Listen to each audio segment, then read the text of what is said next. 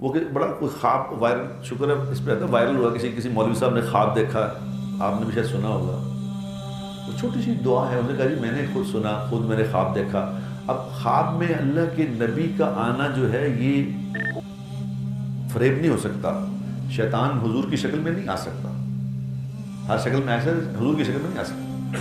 وہ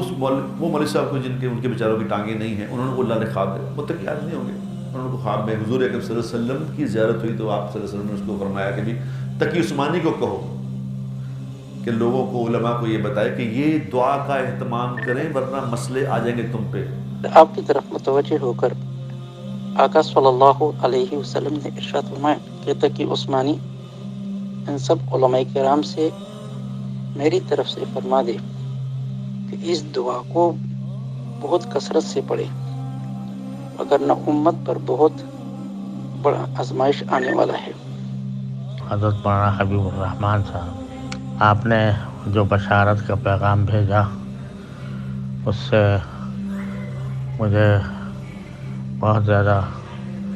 مسرت بھی ہوئی اور ساتھ ساتھ شرمندگی بھی کہ میں کہاں اور آقا صلی اللہ علیہ وسلم کہاں اس دعا کا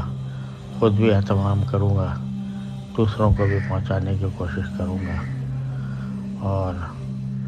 کاش یہ اور پہلے مجھے معلوم ہو جاتا تو پہلے ہی اس کا اہتمام کرتا۔